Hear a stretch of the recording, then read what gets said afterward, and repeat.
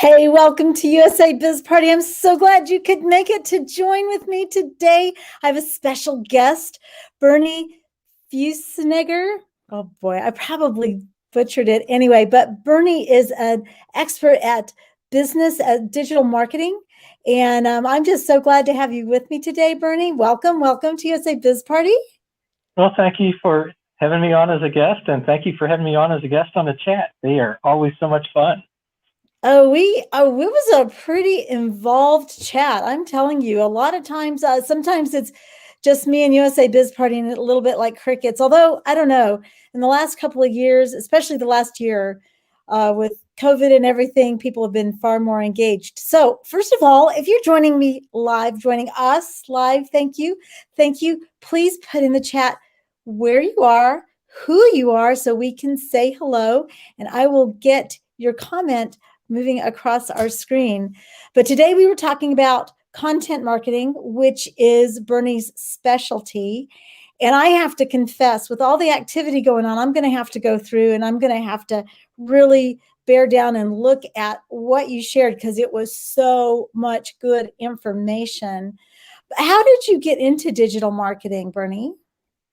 That's a great question. So I actually started my career on the print side. So I worked for Humana, the COG group, which was a really the entry part of it. So everything that I did prior to was logo design, brochure design, and then all of a sudden the internet came around. And I was very interested and intrigued by what it could offer and what we could do with it, and the ability to push content out quickly. And then, if there was an error or issue or anything, you could quickly change it. You could target your consumers. So really that was kind of the beginning 25 years ago, 24 years ago.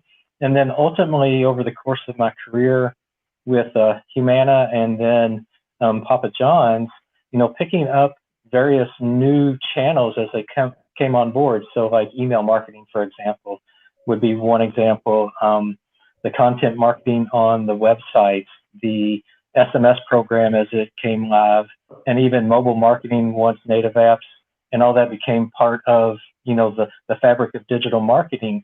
And really it was learning over the years, and ultimately something I really enjoyed doing is the ability to create content, target audiences very specifically within specific channels with specific messaging, and having that ability to make an impact whether you're the top of the funnel or the bottom of the funnel, and knowing that journey and what that content is along the way.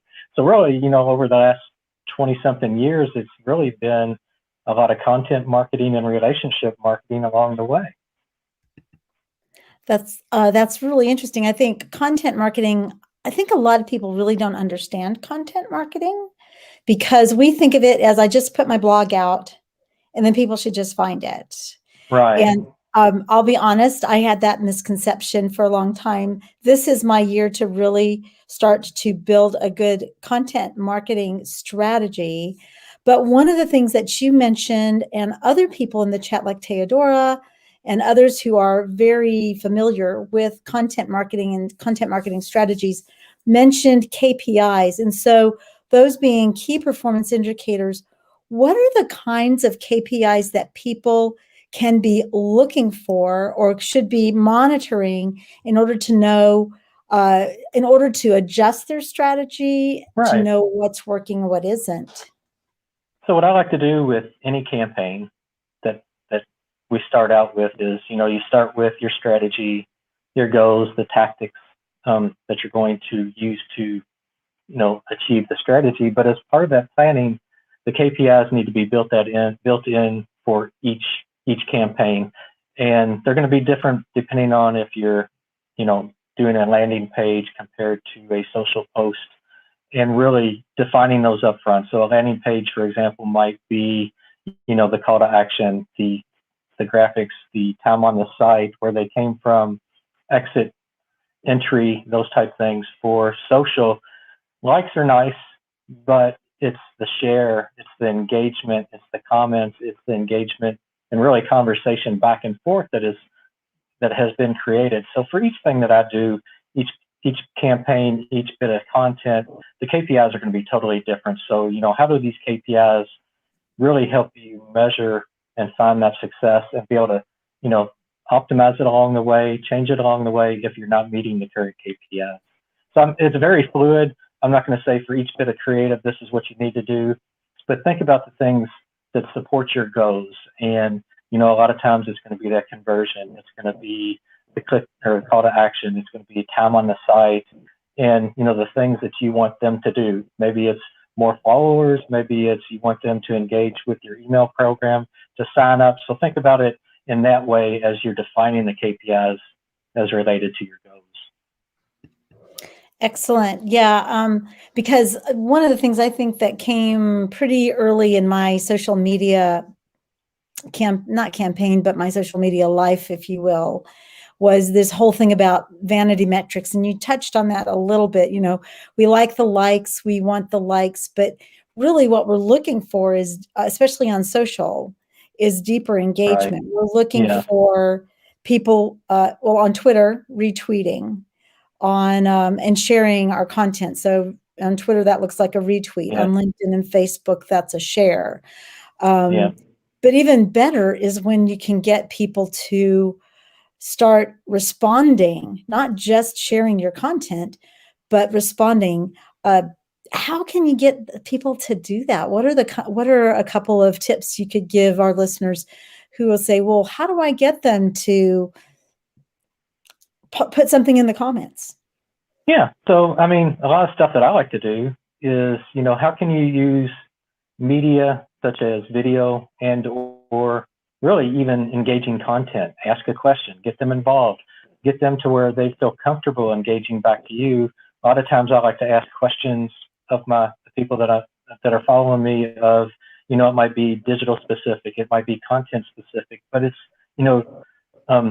it's initiating that engagement, getting them involved, making them feel like they are contributing not only to the conversation, but maybe they have the ability to contribute to the brand itself to either improve your services, improve your offerings, whatever it may be. But you can set up, a lot of this to where you may have specific groups, specific targets that you're talking with and encouraging that engagement back.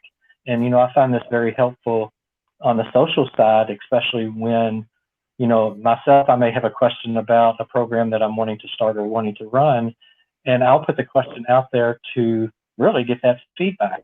Video is another part that I think is very crucial. People really resonate with the human side of it, the ability to see that person behind the brand. So as much as you can, provide that human element is very important to building that trust and loyalty in the long term that, okay, we know that, Bernie's behind this brand or Renee or whoever it may be. And, we do trust them because they've, value our opinion, but they're acting upon it and they're, taking action. So really it's, the way you approach it, it's not throwing out a, very generic message and expecting people to engage with it, but, being targeted and being smart with the communication and message that's putting out there for that engagement. One of the tips that was given to me. So I've gotten on Clubhouse. So Bernie, you're going to have to join me. I'll let you know when I'm going to do my first room on Clubhouse this week. So I'm still Please do. Yeah, I've I'll got let my you know. toes wet and I'm trying to figure out how do you, just the time itself. And I know everybody's got the same 24 hours, but at some point I've got to cut off and I've got to relax myself. But I see these notifications come through and I jump in occasionally, but I'm trying to figure out how much time do I dedicate to it. But it's very intriguing because I love to hear the voices of people that I'm connected with. It is really fun. I do enjoy, and I know Dana, who is watching right now. Hello, Dana. Hi, Dana. She's on Clubhouse. So what I'll do is when I'm getting ready to do it, I'll set up a time and I'll put it in Twitter, maybe a couple of times, because I'd really like to get more people from the West Coast. But getting back to, I was in a Clubhouse room and they were talking about the importance of having one person that you're targeting. So we've talked about here, we've talked about your buyer persona. And I think it's important that we think about, like with the content marketing, a very helpful tool would be who's the one person you're writing this for? his name? What does he do? How old is he? Does he have Right. children? What are the things that impact his life? Or is it a her? Right. I mean, anything that helps us when we're thinking about our marketing is really going to be important when we're thinking about writing content and Right. then getting that out to the masses. I mean, the big thing that, is important for everyone to realize, you're not writing for yourself.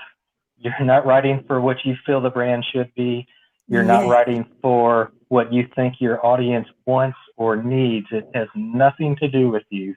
And, over the course of my career, I've heard that a million times where you'll be sitting in a meeting and somebody thinks, well, I think this is what, the customer wants. Or, Marianne down the office, this is the content that she wants to see. In reality, that's way off the mark. And, it's going back to knowing who your audience is, understanding what it is that they want, and delivering upon that. And you're very right. Your audience isn't everyone, and it's not going to be everyone. Your channels aren't every channel that's out there. And if you can get to the point where you can identify 2 to 3 different personas that you're going after and understanding the channels that they're in, as a brand, you're going to be so much better in the long run, because you're going to be very targeted. You're going to be building relationships with these people. You're going to be building longer term loyalty. In the end, these 3 segments are going to give you much more than this broad, path of everybody would ever give you. True, very true. And I think too, so 2 weeks ago, I emceed a retreat, a business owners retreat. And I don't know if you're familiar with the name Jeff Hoffman. Are you familiar with him at all? I'll have to look him up. I'm not. Okay, Jeff, but have you ever heard of Priceline? Yes. Have you ever Absolutely. walked up to those machines at the airport and just, shown your passport to the machine and voila, you get this boarding pass? So that's him? He invented that machine. Oh my gosh. Okay. He invented that machine, and he is one of the founding members of Priceline. So if you're interested, you can look at Speaker Jeff. But he was talking about, because he's a software engineer, Right. and yeah, it was interesting because he and his team had made this thing that they thought was going to be absolutely the bomb for working moms, for housewives and working mothers. And but nobody was buying. Nobody was buying the product, at least not the people they thought, and they weren't doing very well with the product. So what he did, and he does this regularly, and this is becoming my habit. What he did is he got out of his office and he said, I'm going to be gone for the day. And he Yeah. went to the supermarket and he hung out at the supermarket to hear what the moms were saying, how they Right. were talking to each other. And so he came back and he had a poster. That was, one of those poster boards that's actually a stand-up model. He had one of those made for his office. And of course, he works with engineers. So engineers don't think like housewives. Right. What he told them was, when they would come to him with an idea, he would say, can you explain it to her? He actually had a cardboard Yeah. model of a housewife. I think he named her Jane or Susie or something like that. And they had to be able to explain it to her in language she understood. And I thought, oh my gosh, that's brilliant. And this week, That I've is. had some challenges. But that's really what we have to do. We have to look at how are they talking to each other? How are they describing their problems? How are they talking about the kind of solutions they're looking for? We have to use their language because it's really about them. I love Yeah. you said it's not about us. And it's also, I mean, and you mentioned it, it's listening and engaging. And, you can do email surveys all day long. You can, do those type things, but you can't see the body expression, the facial expression. So, having that ability to visually talk to your audience, visually talk to your consumers and hear it from them. What is it that they want? What do they expect? And what are their expectations? And, the side benefit of that is you're building more loyalty with them, but also you understand what it is that they're doing. And, you mentioned engineers before, some of the some of my responsibilities and experiences in the past has also been, within the product management side of it, where you've got the business on one side and you've got the technology on the other. And it's how do you take the business requirements and word that in a way that the engineering developers understand, and then taking what they're doing so that the business understands it. But it's, it's that communication, it's that listening, and it's getting people in the same room to then talk back and forth so that they understand what the ultimate goal is and what the ultimate requirements are to meet the expectations of, the customer or the project or the project.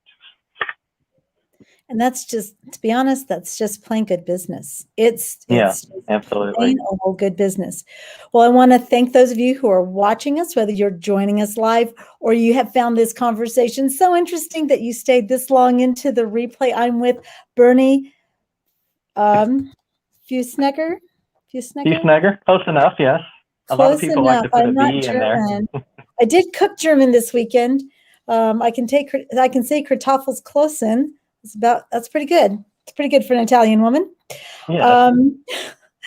And so thank you for joining us. Please say hello in the chat. Let us know you're here, and that way we can say hi back.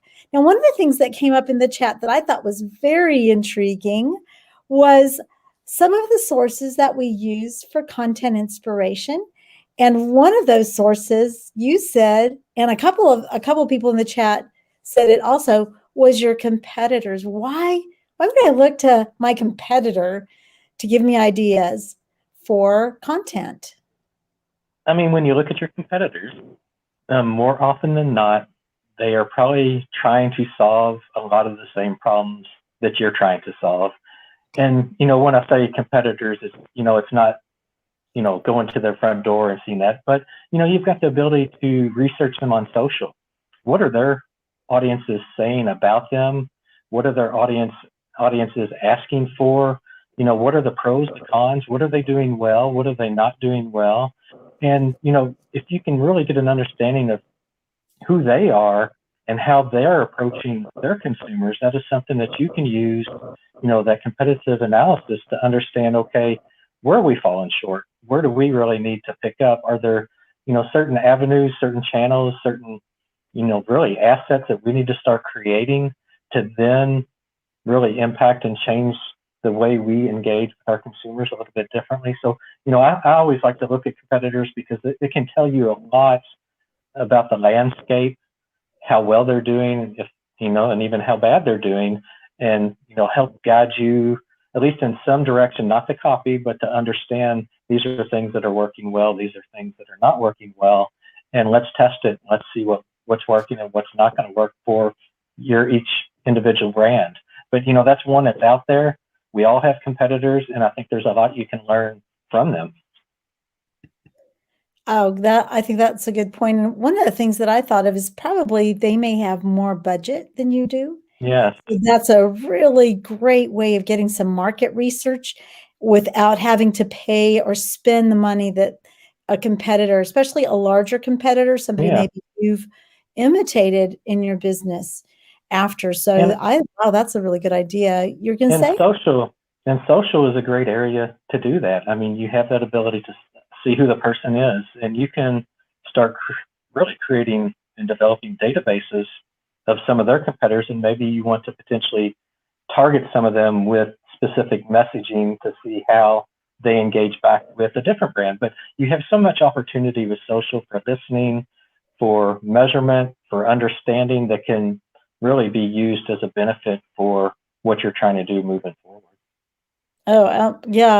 I just, the more we're talking, I'm thinking, wow, it's such a real rich place to be getting information and studying, but you have to take the time to do it. It's you can't just look at the competitor and go, that's what they're doing, so I think I'll do that.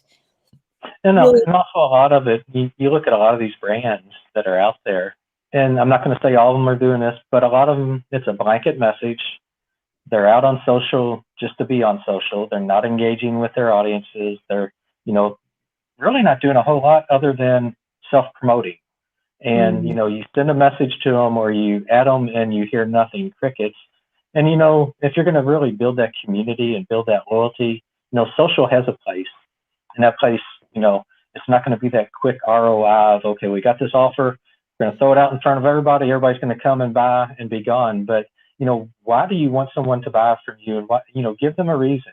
And most of the time it's, you built that relationship, you've built that community, and you've talked about things that are relevant for them, opposed to, yep, this is all about me and you should do business with me just because I'm XYZ brand.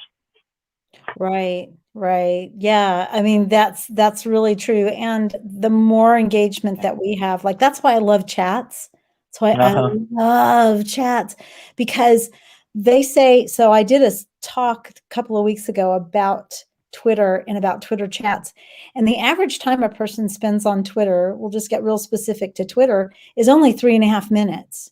So there's a lot going through the feed at that time, unless they're looking through the trending stuff. And even then, I mean, I'll just go through trending and see what's going on. And occasionally I'll click onto something if it looks interesting. But with a chat, you really have the opportunity. I've made some great friends just in chat. Like you run a chat, you run the Digital 360 chat. I have as well. And I'm with you 100% there. Twitter chats completely changed my approach to Twitter, how I engage with people, how I connect with people. And I look at them being Twitter chats as the best peer-to-peer place where you can go to learn, to share, to engage the same time each week with a different topic.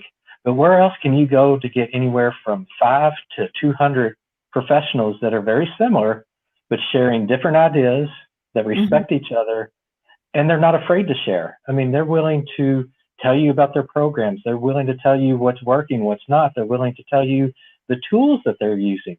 You don't get that anywhere else. And it's in real time. And it's just, if you can find them, if you're not in a chat, I highly recommend you jump in, because you will learn a lot. You will meet a ton of people. And it's just invaluable in my opinion. I think so. I find them even more engaging than some of the groups on Facebook, because there's focus, and not that the groups don't have focus. So that's not my intent, but it's a specific amount of time that you're focused and talking. I know of a group that tried to just have like an all-day kind of chat going, and what ended up happening was it evaporated because there wasn't a focused period of time where there was interaction. And so I believe the time boundary, the topic boundary, and the hashtag just really create a lot of opportunity. And I think also the channel, just Twitter in general. I tried and tested this several times on LinkedIn, where it was almost the same format, but you don't get not even close to the real-time engagement. And really, that channel with a Twitter chat type thing just didn't work out very well. But I think that's what makes, Twitter unique, with the Twitter chats and just the ability to follow that hashtag in real time, and just the way Twitter in general works is, just what makes that so successful. Well, I'm super excited to see how this will translate into Clubhouse, because I see Clubhouse doing the same thing. So I'm really looking forward to expanding into Clubhouse with the USABizParty and making that all part of. We're still working on putting together the membership that we started way back in December. Well, it's taking a little bit more time than we thought, but that's okay, because when it comes out, it's going to be great. The last thing I wanted to mention and talk about was something I think that's real important. Again, I just run into this all the time. So I sit down on Sunday evening and I go, okay, what am I going to do? And then it's like I start to type and I think, oh, I can't really think of anything to talk about. So let's talk a little bit about writer's block. You had some great suggestions and some unusual suggestions as well, I think would be important to share. So where are some sources that you can go to help unstick yourself, get unstuck? Back when we were actually in the office, and anytime that either I would get stuck, struggle, the biggest thing that I always liked to do was to get up and go for a walk. And try to get outside as much as possible, clear my head, whatever. But it's also, what other resources do you have? So I've got some Twitter lists set up to where, I've got content creators just to understand and see what it is that they're doing, trying to get totally away and engage with something totally different to take your mind off of it, and that could be reading a book, that could, go cooking, do whatever, play with the kids, but anything to break it up to where, you feel refreshed. But, the biggest thing is, make sure you take time for yourself, make sure you're refreshed and you feel good about what you're doing. But when you do have that creative block, it happens to everybody, and find the things that work best for you, and try to use that as kind of your baseline, kind of your habit that you kind of get into that's going to help you. And not everybody's going to be the same, but at the end of the day, you do have probably a deadline and you're going to have to get it done. So think of the ways that inspire you, use that as your objective and kind of your yardstick, and really work with it from then. Yeah, I think Dana, and I don't know if Dana is still on, she may be, but Dana mentioned that it goes with the territory. Yes. We're not all going to be prolific writers, not even Stephen King, as prolific as he is. And I've read his book on writing. Stephen King runs and gets writer's block. Everybody gets it. And I'm always reminded when you brought that up, I'm reminded of the scene in Men in Black, and it happens in every single Men in Black movie. K and J are chasing villains, and they're stuck. They're at the end of, they can't figure out what else to do. Everything seems to be a dead end, and they go into a diner and they eat a piece of pie. And the one thing they cannot do while they're eating pie is talk about the problem. Yeah. And it opens up. Oh, you're welcome, Dana. It opens. It's like the less when you've done all your thinking that you can, now you have to relax and let your subconscious mind begin to bring to mind the things that maybe you're not thinking about consciously. Right. And so, I mean, it's really important to take that time away so that you can clear your head, and then you'd be surprised how wonderful it is to come back and get back on the topic. Any last comments or any last great tips for our listeners, Bernie? I mean, really, other than, just be yourself, be confident, have fun at what you're doing. Digital and social is fun. So make sure you do that. And, with social, be on social, but be social, engage with people, try to learn what they do, understand what they do, get to know them other than just a hi here or a hi there. But it's important to, develop those relationships, because these are people that hopefully that you're going to see every day within social, but also when you have that opportunity to meet in real life. So back in September of 2019, I've spent a couple years in the CM World Chat, and then once they had their conference, and having that ability to meet all these people that you've been engaging with every single week for a couple of years makes it really special, because you've already built that relationship. You already understand who they are, what they do, what their profession is. So, keep it real, be yourself, be authentic, be transparent, and, ultimately in the end, you're respecting others and people are respecting you, and you've got a better community that you can engage with. Awesome. Awesome. Thank you so much. And you have your own chat that you run. So let's talk a little bit about that. Oh, Periscope didn't get the comment. Oh, it was filtered? That's interesting. Well, anyway, let's talk about your chat for a minute. I don't know why that happened, but okay. Yeah. So I have my chat. I started it November of 2018, and it's digital 360 chat. And the format for probably about the first 6 to 8 months is very similar to all the other chats, to where, I'd have a topic, content marketing, for example. I would have a guest that would be, the expert or, the resident expert on that. Same format, 7 questions, and, everybody else could jump in. At some point, for myself, it's like, this is seeming very similar to a lot of the other chats. And it's not that I wasn't getting anything out of it, but I wanted more. And at that point, I made a pivot to then switch the format to where the chat now is about a guest and learning, really putting that guest in the spotlight and understanding more about who that person is, more about how they got to where they did in their career, finding very specific questions. Someone might be engaged within their community, understanding why, what are the advice that they have for others just getting started? What are the things that they're most proud of in their career? So at that point, it's understanding and getting to know these connections better and sharing that with the community.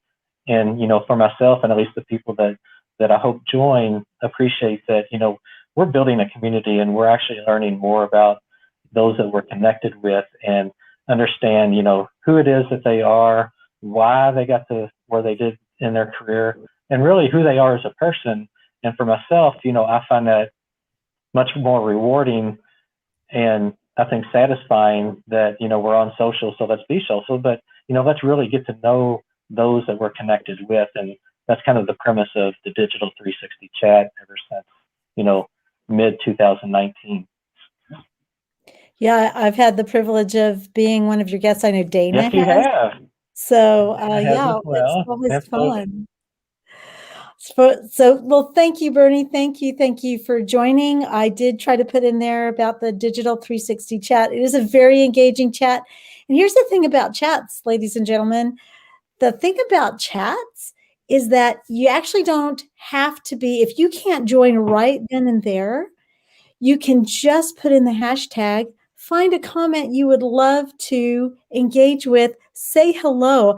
As a chat host, and I'm sure Bernie's the same way, we love to see things come in after the fact. Oh, absolutely. During the chat. So for those of you who are with us live, we know Dana's with us. Thank you, my dear. Thank you, Dana. Comment. Yeah, she had such a sweet comment that I have to share it. Thank you again, Dana. If you are on Clubhouse, my friends, then please follow me. I know Bernie's on. We are following each other. I will be putting in Twitter when I'm going to be doing my first room because I would love to continue this conversation in Clubhouse. This would be amazing. We could bring Bernie on and you can ask that would be fun. him directly. And then, of course, we'll all learn so very much. If you're watching on Facebook, please like the page that this is on, Anna, for your success. If you are on YouTube, please subscribe to our channel. We would love to have more subscribers. We would love for you to get these notifications. Hit that bell so that you get notifications when we go live. Again, Bernie, thank you so much for joining. It was a pleasure, and we'll have to bring you back sometime. Anna, thank you very much for having me as a guest and very much appreciate it, and have a great week. Likewise. Okay, where is my video?